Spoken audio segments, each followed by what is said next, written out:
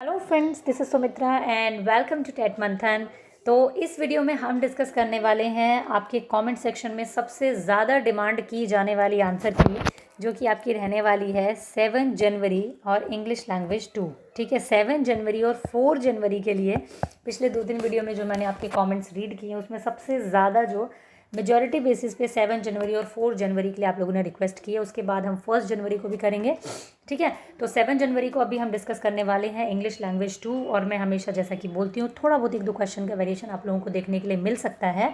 ठीक है, और एक शिकायत है मुझे आप लोगों से, वो ये है कि आप लोग वीडियो को लाइक नहीं करते। भाई ऐसा मत करो, वीडियो को लाइक ज़रूर कर दिया करो। मतलब मैं दिन रात आप लोगों के लिए लगी हुई हूँ कि आप लोगों की एक एक क्वेरी जो है मैं सॉल्व कर सकूँ। आप लोग जहाँ भी क्वेश्चन पूछते हैं मैं वहीं आंसर करने की कोशिश करती हूँ। तो प्लीज़ वीडियो को लाइक ज़रूर करें। और जैसा कि मैंने बताया, फ्रीक्वेंट वीडियो डालने की वजह से यूट्यूब नोटिफिकेशन नहीं सेंड करेगा। दैट्स वाई आप आकर के चैनल पे विजिट कर लिया करो कि मैंने आपकी आंसर की प्रोवाइड कर दी है या नहीं कर दी है। और एक प्लेलिस्ट मैंने आप लोगों के लिए प्रिपेयर कर दी है, ठीक है, जिसमें कि मैंने सीक्वेंस में डाल दिया, जनवरी वाले पहले, फिर दिसंबर वाले, और सारा अच्छे से सीक्वेंस में बना दिया आपके लिए प्लेलिस्ट। उसको ज़रूर विजिट कर लिया करो अपना पेपर चेक करने के लिए। तो फटाफट से हम लोग, आपके 2 सेकंड मैंने लिए हैं एक छोटी सी इन्फॉर्मेशन के लिए। अब हम स्टार्ट कर लेते हैं अपना पेपर। अब ये जो थोड़ा सा आपको ब्लर दिख रहा है, ये इस पीडीएफ की गलती है, मेरी गलती नहीं है। ये जो पीडीएफ जिसने भी भेजा है थोड़ा सा ब्लर है ही। ठीक है, तो which poses the biggest threat to ours ocean. मुझे लगता है ये क्वेश्चन भी मुझे पढ़ने की ज़रूरत होनी नहीं चाहिए, पर मैं सोचती हूँ सबके अलग अलग सेट में अलग अलग होंगे ना, तो इसलिए मैं पढ़ देती हूँ। बाकी आप लोग इतने उतावले हैं कि इसके आंसर ही चाहिए, मुझे पता है। तो क्या होगा, plastic waste making its way to the ocean. ठीक है, फर्स्ट का आंसर क्या हो जाएगा आपका, 4th हो जाएगा। सेकंड नंबर क्वेश्चन की अगर हम बात करें, the steady degradation of our oceans can be effectively dealt with by. किस तरीके से इफेक्टिवली डील किया जा सकता है, तो इम्प्रूविंग वेस्ट मैनेजमेंट डिवाइसेस। तो सेकंड का क्या हो जाएगा आपका, फर्स्ट आंसर हो जाएगा। नेक्स्ट है आपका क्वेश्चन नंबर 3। क्वेश्चन नंबर 3 क्या कहता है आपका, which part of speech is the underlined word is the following sentence, there is an immediate need to improve our waste management practices. तो अगर हम बात करें इमीडिएट की, तो ये एज एन एडजेक्टिव मुझे लगता है होना चाहिए। वैसे इमीडिएटली होने से ये एडवर्ब और एडजेक्टिव में थोड़ा सा कन्फ्यूजन है मुझे। बाकी फ़िलहाल के लिए हम इसको एडवर्ब मान के चलते हैं, चलो ठीक है। 3 का क्या हो जाएगा, फर्स्ट हो जाएगा। जिसका फर्स्ट हो जिसका फोर्थ हो, दोनों सही मान लेना, ठीक है। मेरी तरफ से 1 नंबर फ्री का। चलो मजाक कर रही हूँ। नेक्स्ट हो गया क्वेश्चन नंबर 4 आपका, which part of the following sentence contains an error. कौन सा ऐसा पार्ट है जिसमें एरर है आपका, तो यहाँ पे होना चाहिए that Shakespeare was greater than any other point, मेरे हिसाब से। तो बी इसका आंसर हो गया। तो बी कहाँ पर है आपका, बी है फर्स्ट वाले में।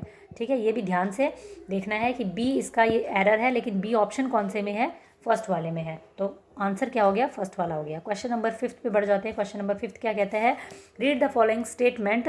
ठीक है, पहला स्टेटमेंट है, statistics show that plastic waste management will be the biggest challenge before the world community in the coming years. बिल्कुल ठीक बात है जो इस पैसेज में कही गई है। Scientist from the US and Australia have formulated plan to effective control plastic waste, ये नहीं कहा गया है इसमें। ठीक है, तो क्या हो गया आपका, बी जो है वो फॉल्स हो गया और ए क्या हो गया, ट्रू हो गया। यानी कि सेकंड वाला ऑप्शन सही है, B is false and A is true आपका। ठीक है, तो सेकंड वाला ऑप्शन क्या हो गया, सही हो गया। 5th का क्या हो गया आपका, 2 हो गया। क्वेश्चन नंबर 6 अगर हम बात करें, which of the following statement is not true. Not true पूछा है आपसे, कौन सी स्टेटमेंट इसमें ट्रू नहीं है, तो कौन सी नहीं है, dumped million metric ton of plastic waste into the oceans. ये तो सही है, नॉट ट्रू बोला है ना। रुक जाओ 1 मिनट।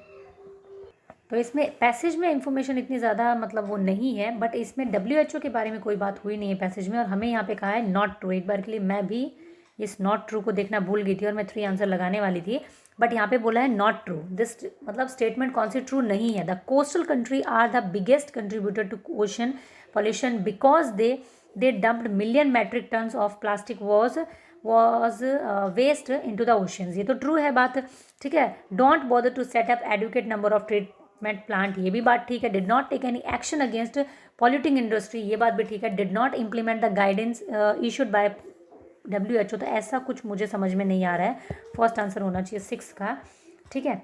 नेक्स्ट देख लेते हैं फटाफट से। कई बार क्या होता है, क्वेश्चंस ऐसे फ्रीक्वेंटली पढ़ते कुछ चीज़ें होती है जो कई बार एकदम से दिमाग से स्लिप हो जाती हैं या गलत पढ़ देते हैं एकदम से, तो आप प्लीज़ उसको थोड़ा सा अंडरस्टैंड कर लेना कि ये क्वेश्चन गलत पढ़ा गया या थोड़ा सा गलत अंडरस्टैंड कर लिया गया है, क्योंकि रिपीटेडली मैं आप लोगों के साथ में पिछले दिनों में 20 पेपर सॉल्व कर चुकी हूँ।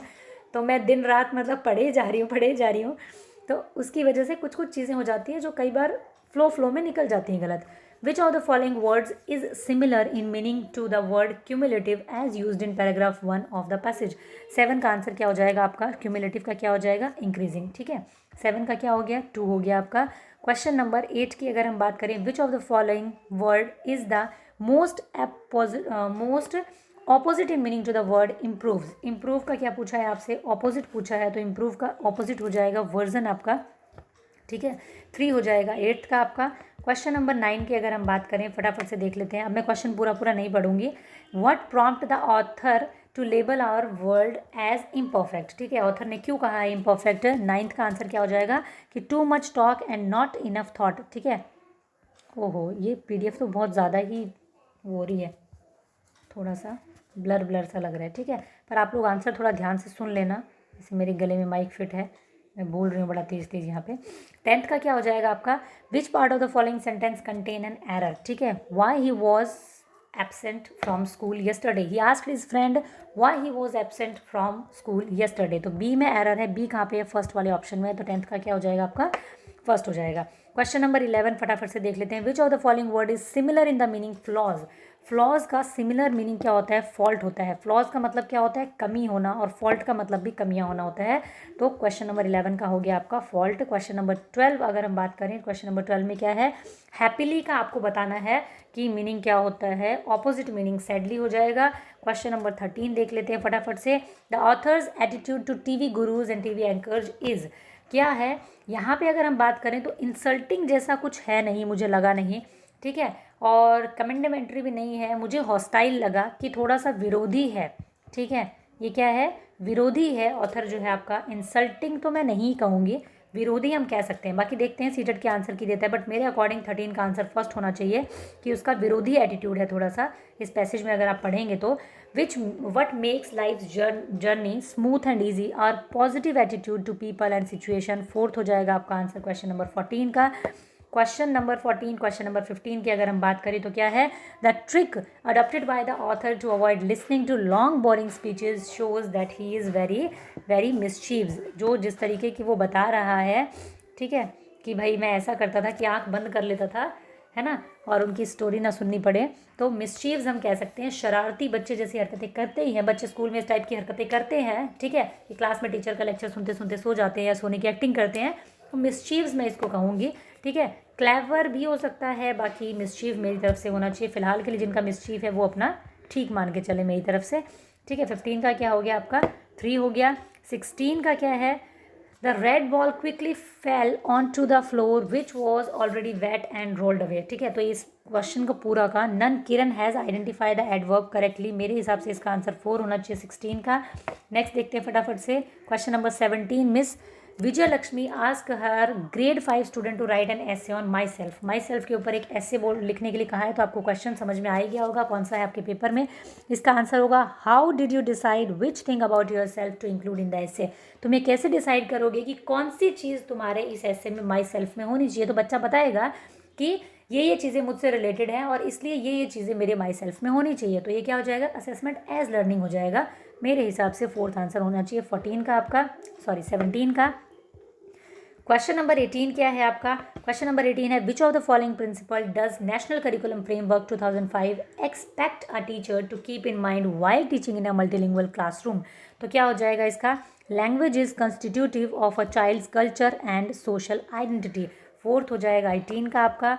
19 नंबर क्वेश्चन ये है कि an English class was run with the objective student will be able to use appropriate punctuation marks। ठीक है, तो क्या हो जाएगा, pair student and ask them to act out the following with the right tone। may I go to the watch the movie। ठीक है, no you may not. तो ये सारा आपको क्या है, एक एक्टिविटी की तरह जब बच्चा करेगा तो मुझे लगता है सबसे बेस्ट तरीका होगा उसका सीखने के लिए। तो 3 इसका आंसर हो जाएगा 19 का। क्वेश्चन नंबर 20 क्या है आपका, क्वेश्चन नंबर 20 ये है कि which of the following is the least relevant objective of the introducing children to poetry. Least relevant बोला यानी सबसे कम कौन सा है, तो to improve student ability to memorize and recall.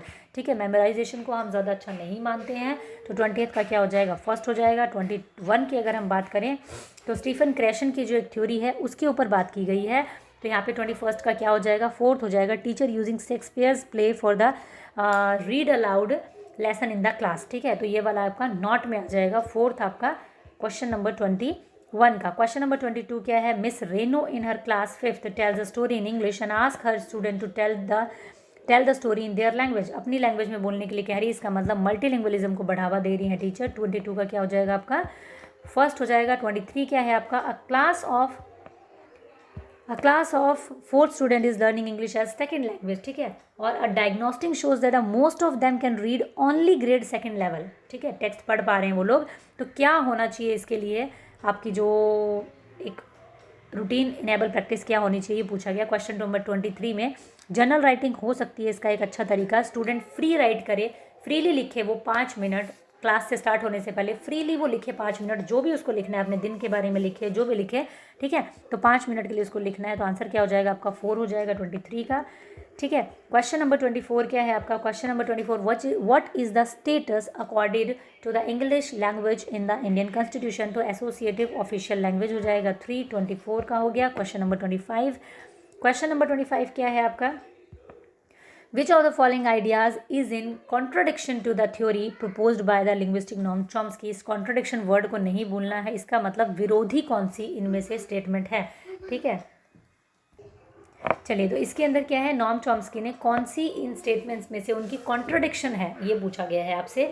Human have an innate ability to acquire language, उन्होंने बिल्कुल कहा है। उन्होंने एलईडी के बारे में बात किया है, ठीक है। उसके बाद उन्होंने बात की है कि there is a critical period for language learning, ठीक बात है। उन्होंने कहा कि 5 साल तक एलईडी जो है वो ज़्यादा एक्टिव रहती है, उसके बाद में धीरे धीरे उसकी जो पावर है वो कम होने लगती है। All the languages share certain common structure and feature, जिसके बारे में उन्होंने बात की है, बिल्कुल जनरेटिव ग्रामर के बारे में बात की है उन्होंने, ठीक है। और ये जो सेकंड वाला है इमिटेशन एंड रेनफोर्समेंट, इसके बारे में चॉम्स्की ने बात नहीं की है। तो सेकंड आपका हो जाएगा 25 का आपका। 26 नंबर क्वेश्चन क्या है आपका? According to the approach of total physical response a teacher should, ये क्वेश्चन मैंने कोई लाखों बार थोड़ा ज़्यादा हो गया है ना, क्या हो गया मतलब कम से कम 100 बार तो मैंने ज़रूर आप लोगों के साथ में बार बार रिपीटेशन में मैंने बोला है कि टोटल फिजिकल रिस्पॉन्स से एक क्वेश्चन आपका बहुत बार आया हुआ है। तो इसको देख करके जाना, और मैंने करवाया भी है। जो 100 क्वेश्चन करवाए थे ना मैंने, 100 क्या 150 क्वेश्चन करवाए थे मैंने एक वीडियो में, उसमें भी इसको डाला था मैंने, ठीक है। तो क्या हुआ? टोटल फिजिकल रिस्पॉन्स जो है वो क्या है? Teach vocabulary bye connecting words with appropriate actions. Vocabulary को टीच करना है, ठीक है, उन वर्ड्स को एप्रोप्रिएट एक्शन के साथ में। जैसे बच्चे को आपने बोला स्टैंड अप तो आप बैठ गए, आपने बोला स्टैंड अप तो खड़े हो गए, सिट डाउन तो बैठ गए, ठीक है। तो बच्चा क्या है, अपने आप से उस एक्शंस के साथ में उस वर्ड को कनेक्ट करके सीख जाएगा। तो इसी तरीके से हम बच्चे को वोकेबलरी सिखा सकते हैं। 26 का क्या हो गया? 3 हो गया आपका। 27 का क्या है आपका? कि a teacher introduce a game called spot the word in a standard 2nd classroom, ठीक है। उन्होंने क्या किया है? एक पैराग्राफ टाइप कुछ दिया है, शायद मोटा मोटी अगर हम बात करें, एक लॉन्ग स्टोरी दी है, और उसमें से वर्ड चूज़ करने के लिए बोल रहे, टीचर बोल रही है और स्टूडेंट को फटाफट से वर्ड्स ढूंढने हैं। तो इसको हम क्या कहेंगे? स्कैनिंग कहेंगे, क्योंकि क्या कर रहे हैं वो फटाफट से इंफॉर्मेशन को, स्पेसिफिक इंफॉर्मेशन को ढूंढ रहे हैं, ठीक है। तो सेकंड हो गया। 28 क्वेश्चन नंबर 28 का आंसर क्या होगा आपका? 28 क्या है? Which of the following would be the most effective tool to teach vocabulary and spelling to grade 3 children who are learning English as their 2nd language? तो पिक्चर डिक्शनरी के द्वारा हम सिखा सकते हैं उनको, ठीक है। 3 आंसर हो जाएगा आपका 28 का। 29 नंबर क्वेश्चन है, which of the following pedagogical method follow a contextualized approach toward teaching the tense form, ठीक है। Encourage student to apply the concept of tense form in their 1st language, ठीक है। First हो गया, sorry 29 का क्या हो गया? 2nd हो गया। 30th क्वेश्चन इस आंसर की का इसका लास्ट, ठीक है। A teacher uses an online program where words are first read slowly highlight each sound. सबसे पहले धीरे धीरे पढ़ना है, एक एक साउंड को हाईलाइट करते हुए, देन लिटिल फास्ट, थोड़ा सा फास्ट फिर पढ़ना है, और फिर उसके बाद में एक नॉर्मल स्पीड में आपको उसको पढ़ना है। इसके लिए कौन सा टूल बेस्ट रहेगा? तो कॉम्प्रीहेंशन जो है एक अच्छा टूल हो सकता है इसके लिए। 30th का क्या हो गया आपका? फर्स्ट हो गया। 7 का आप लोगों की बहुत डिमांड थी, ये मैंने सॉल्व कर दिया है। इसके बाद में सबसे ज़्यादा कॉमेंट्स मुझे मिले हैं 4 जनवरी के लिए, तो हम उसको सॉल्व करेंगे। उसके बाद धीरे धीरे 1 जनवरी और बाकी को सॉल्व करेंगे। Thank you, keep learning, keep supporting and keep sharing.